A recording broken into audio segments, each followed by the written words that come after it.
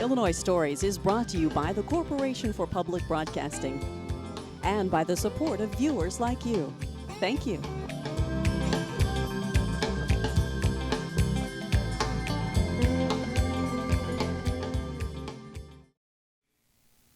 Hello, welcome to Illinois Stories. I'm Mark McDonald in Decatur.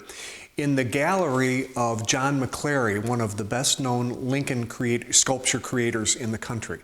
He's created more than 50 bronze statues and God knows how many others. And we're going to get the chance to see many of them here today, photos of them, and in some cases, the bronze creations behind me.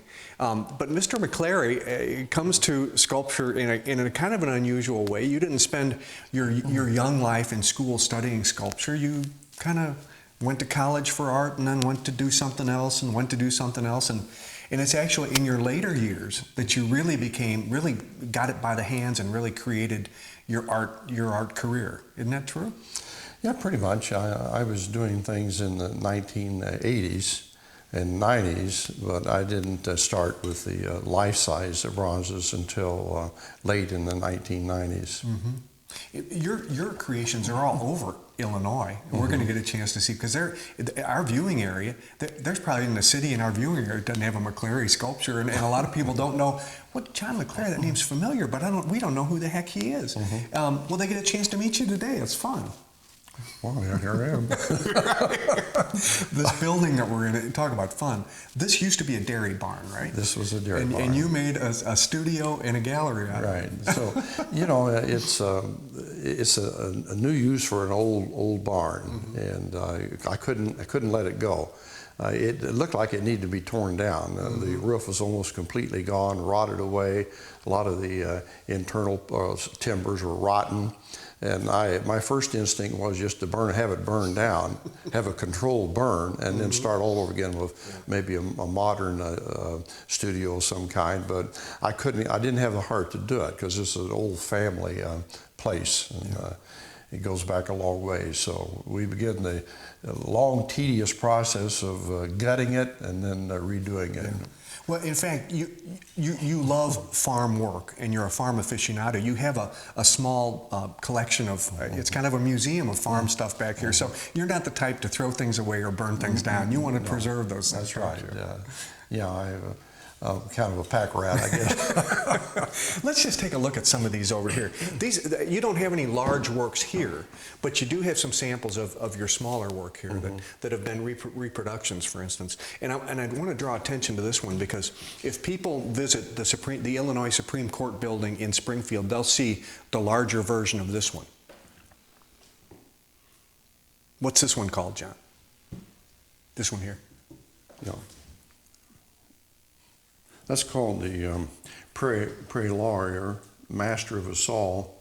It was commissioned by the Illinois State Bar Association, and they played on a Vachel Lindsay poem, where the last part of it, Lindsay referred to Lincoln as a master lawyer, or lawyer, prairie lawyer, master of us all. And so that's what we built it on, because all of us have things to learn from Abraham Lincoln. He was a great believer, not only in the letter of the law, but in the principle of the law, the application of the law, the higher law. And so the Illinois State Bar Association wanted to honor him because of who he was. And he also conducts some cases at the Illinois Supreme Court, and I don't think a lot of people are aware of that. They think of him more or less as a country lawyer, which he was. He was also a corporation lawyer, and he also participated in cases before the Illinois Supreme Court, and also in the federal district courts, particularly in a reaper case in the U.S. District Federal Court in Chicago, a very famous reaper case. So he's much more involved in law than a lot of people seem to remember. He had a close relationship with Frederick Douglass, but it was a tense relationship, because Douglass was very involved in a situation that Lincoln had to tread very carefully about. But this is a wonderful likeness right here. Well, they were good friends, and that shows Lincoln's ability to reach out to other people. For example, on his first inaugural, blacks were not expected to attend. They weren't on the invite list. But Lincoln happened to notice that his friend Frederick Douglass was outside of the White House and told aides to let him in. That was his friend. He wanted his friend to be there. So he kind of ignored some of the other people and spent time talking to his friend. So he regarded him as a friend, and Douglass came to regard him as a friend as well, which was kind of unusual in terms of social customs at that time. I mentioned earlier that your big bronze works are all over Central Illinois. Let's walk over and take a look at some of the pictures that you have on the wall over here. Here's the big sized one that we just saw in the Illinois State Supreme Court building here, and it sits on the second floor in front of a window. This is an interesting one here. This is in Metamora, John? This is in Metamora, outside of the historic Metamora Courthouse in can't think of the county, Woodford County. Has an interesting story behind it. Who's the woman? That is Melissa Goings. She was a 70-year-old woman of not any great means who had lived with an abusive husband for 40 years. And in an argument with some guy, she took a piece of firewood, hit him over the head, and he died a few years later. Oh, man. And so she was arraigned in court on murder charges, and Lincoln was appointed consul. And Lincoln was very much concerned that if the judicial process went forward, if she was tried, she might get hung. The judge had a reputation as a hanging judge, and some 40 Americans had already been hung in early American, and I don't think any women. But Lincoln was concerned that maybe that could happen here, and so during a recess in the court, he met with her outside, and supposedly, as the legend, the folklore has it, that she simply asked Lincoln where she could find a drink of cool water, and he replied, well, he had heard that Tennessee had good drinking water. So when the court reconvened, she wasn't there. Lincoln was called before the judge to answer for her whereabouts, and so he simply told that story. And when she asked me for a drink of water, I told her, I told her that they had good drinking water in Tennessee. So she disappeared completely. And the judge dismissed the case, and everybody went home. Oh, darn. So it's called out of court. For good reason. Lincoln sometimes waived his own court fees and handled a case outside of court, not charging a fee of any kind for a poor client, which was the case here. Now, you spent some time in Moscow, and it's not every sculptor that gets a chance to go, but this is a very interesting place to have a sculpture. Why did they choose yours to put in this location? Okay, well, the Russian State Library for Foreign Literature was being honored for its 75 years of keeping freedom alive in Eastern Europe and in Russia particularly.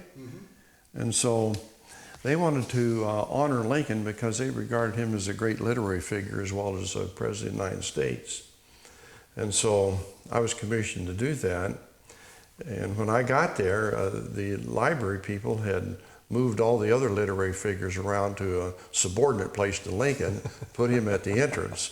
So Heine of Germany and Hans Christian Andersen of Denmark and I can't think of some others right now.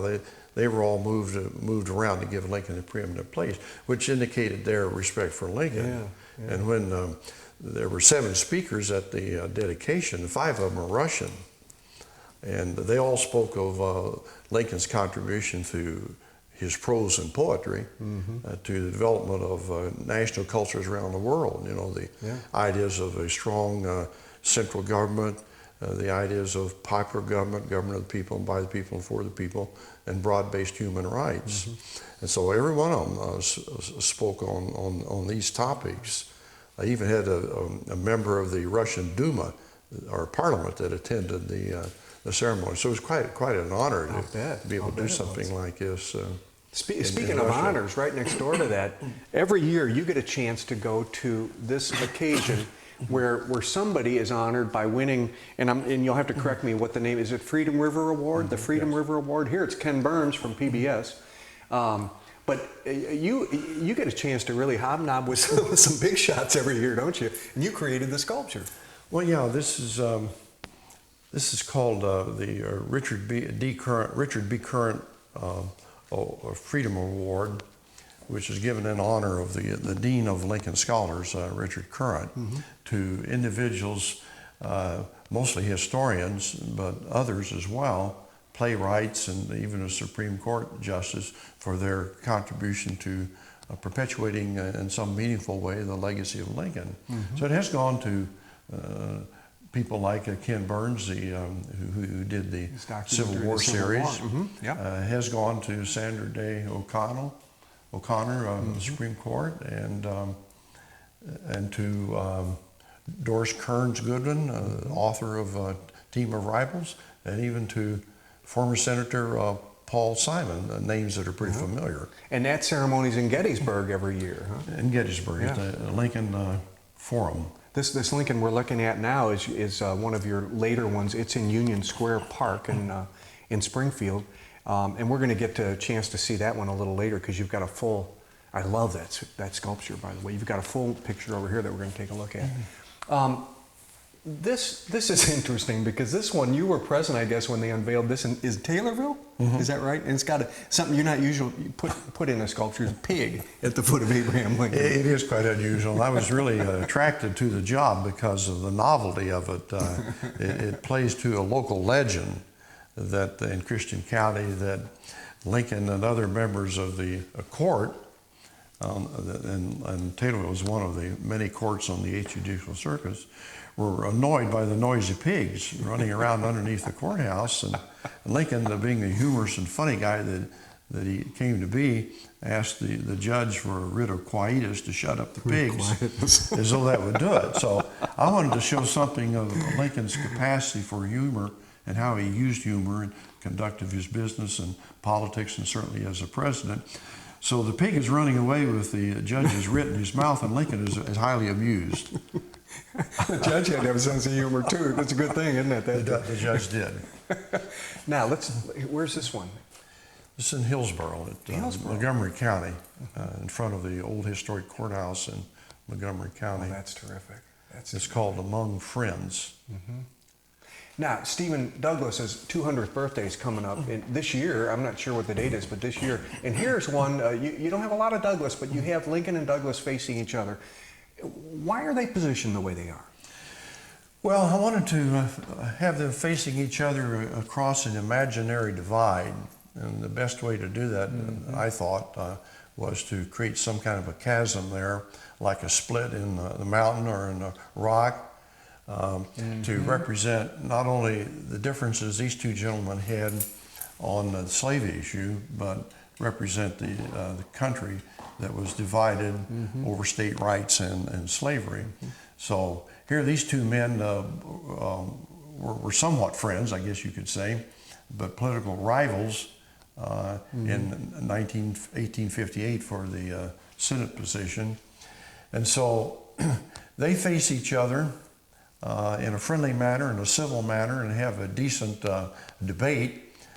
So I wanted to show that aspect of these two men, that they loved the Union, they wanted to hold it together, and they conducted their debates in a gentlemanly way, even though they had different points of view. I mentioned all over Central Illinois. Here's one in Decatur. This is a young Lincoln in front of the old courthouse there. How did you choose this? His posture and what he's doing there? Well, Lincoln was a lawyer in the 1830s, and so he's shown here at about age 27, at the time when he held somewhere between 3 and 5 cases at this old structure, the Macon County Courthouse. So I wanted to show him against that, but it's not really about his legal practice in in Macon County. It's more about his work as a legislator. At the time, he was a member of the General Assembly in Vandalia, and his sponsorship, along with Stephen Douglas, of radical changes, extreme makeover of the state's infrastructure. And the plan that Lincoln backed and that was finally supported by the state would make Decatur, Illinois, and Macon County a very central part of this railroad network, with a hub being there where two great railroad systems met. And so Lincoln was already thinking about the role that railroads would play in helping farmers get moved to better markets and better prices. And he was already thinking global at this time. And so it's no accident that Decatur became a great agriculture and manufacturing center that it is today, because of the work that Abraham Lincoln and Stephen Douglas played in bringing the railroads to the state of Illinois. And even before that, he's very young here, but even before that, at New Salem, of course, they have this statue of yours showing him as the deputy county surveyor there. And so he was a very well-rounded individual, wasn't he? Well, he's very multi-dimensional. A lot of people try to pigeonhole him. You know, he was very singular, and he just freed the slaves and saved the nation. But he's very, very dimensional. He tried all different kinds of work, had all different kinds of work experiences. Was in New Salem, including surveying. Showed his capacity to learn higher math in a very, very short time. As much as he liked surveying, though, he liked politics more. And this was a pivotal point in his life where he decided to go into public service and leave his friends in New Salem behind. But some people think that it's because of his career as a surveyor. He got to know everybody in Sangamon County, and that led to his legislative success. It helped him a lot. This was a Democrat county at the time. Sangamon County was Democrat, but he'd made a lot of friends with farmers. They trusted him in his surveys. Sometimes when he wasn't surveying, he'd go out and help them pitch hay. And a lot of them, even though they're Democrats, voted for him because they trusted him and liked him. And it helped to begin to build a base for him in Illinois. But before you demonstrate a little bit about how you do your art, I want to show one more picture over here, maybe two. This is the one called A Greater Task. We saw a close-up photo of this, but this is the one in Union Square in Springfield. This is fabulous, the way his coat is blowing against the wind and the way he's holding himself. And this one down here, this is a better look at the Douglas figure in the Lincoln Douglas statue that you created. Terrific Douglas. Really, you don't see much. It looks just like his photographs. Yeah. Really good. Well, I'm going to show him pounding his fist on the rock to make his point. Yep. John, long before a piece becomes, foundry material made out of bronze, he's clay first, isn't he? And this is George Rogers Clark. Interestingly, a member of your family. Yes. Yes, my grandmother told me that when I was 12 years old. So I've had a fascination with George Rogers Clark forever. Yeah. And his brother, William Clark, who of course headed up the 1804 expedition to open the Northwest. With Meriwether Lewis, anyway, the Corps of Discovery, right? Yeah. So they were brothers, and both played very important parts in American history. Where are you in the process of this? Are you getting close to finishing? I'm getting close to finishing it in clay. I started on it at the Clayville Festival west of Springfield last fall, and so I'll finish it up when I can find some time to do it, and then make the molds and cast it here, and hopefully give copies to each of my 4 children, and who have something to look at when they're remembering one of their more famous ancestors. Yeah, not John McClarey, the famous ones. No, this guy was famous. Yeah, he really was. Yeah. He founded Louisville, Kentucky, and was a major player in winning some big battles against the British, wasn't he? Well, yeah, he was assigned to take the British forts out of the Illinois country, which included Fort Kaskasky and Cahokia, and then to take out the Vincennes in Indiana, and then move against Detroit. He never moved against Detroit. But he took out enough of the British forts that when the peace commissioners met at the end of the Revolutionary War, they had the basis to make the claim that the Old Northwest belonged to the Americans and not the British. I see. Yeah. Okay. So that's why they call him the conqueror of the Old Northwest. I got it.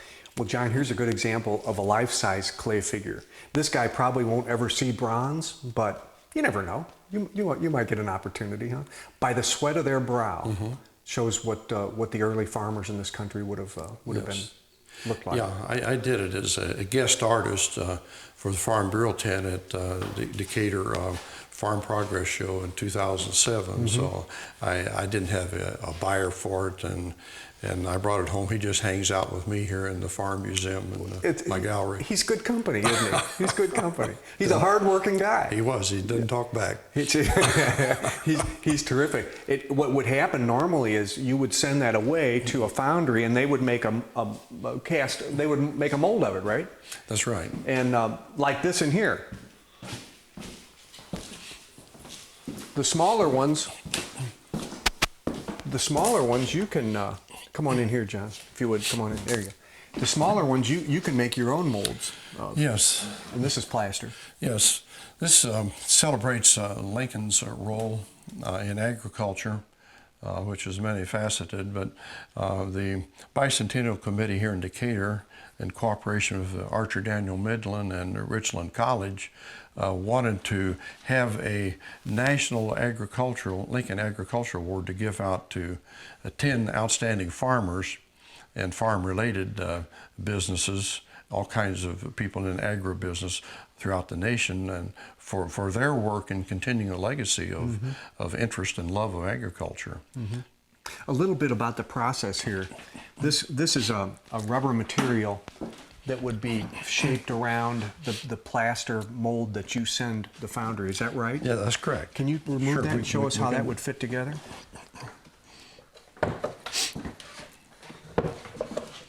I know it's probably in pieces, but maybe we can get a I think we can get a look at how that would work. Just remember, is that part of his chin?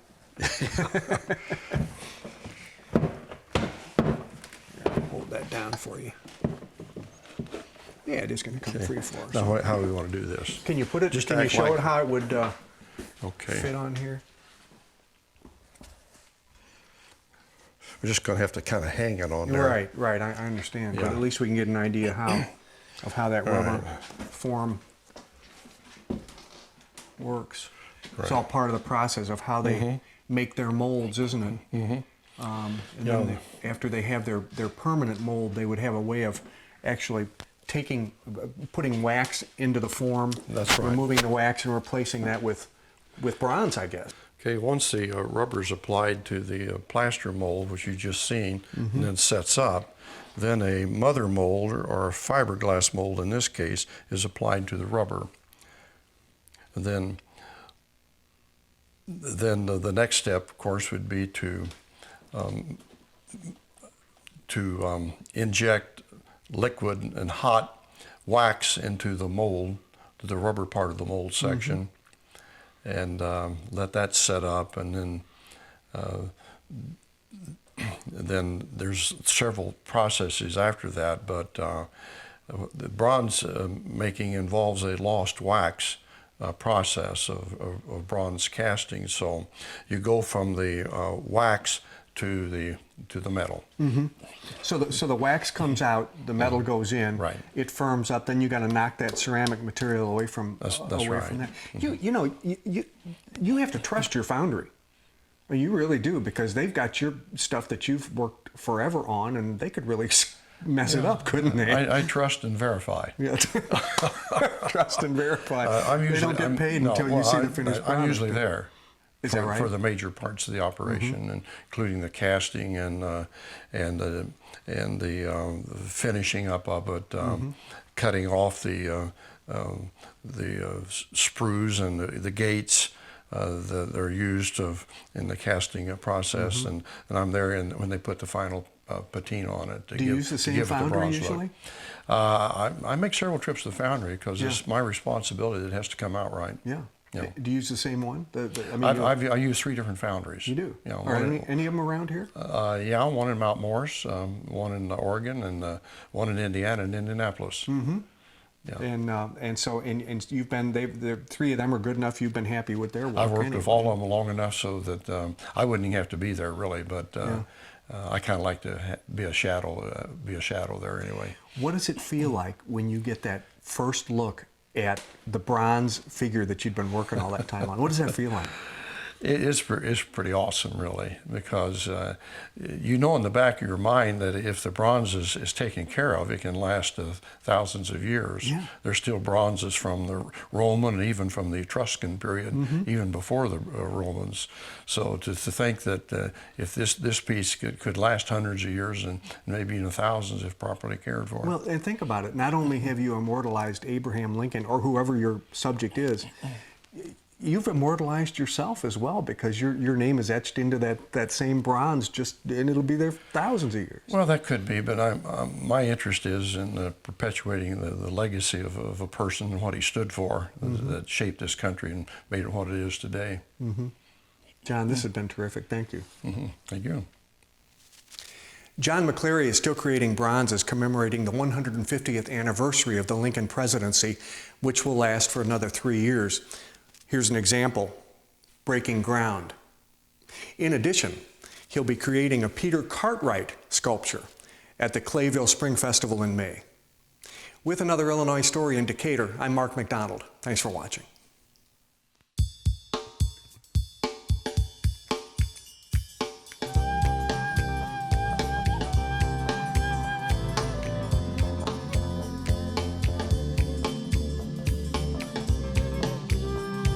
Illinois Stories is brought to you by the Corporation for Public Broadcasting and by the support of viewers like you.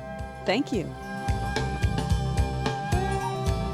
For a DVD copy of the program you've just seen, send $19.95 to Network Knowledge, P.O. Box 6248, Springfield, Illinois 62708. Be sure to include the program name, subject, and when the program aired. You can also order with your credit card by calling 800-232-3605.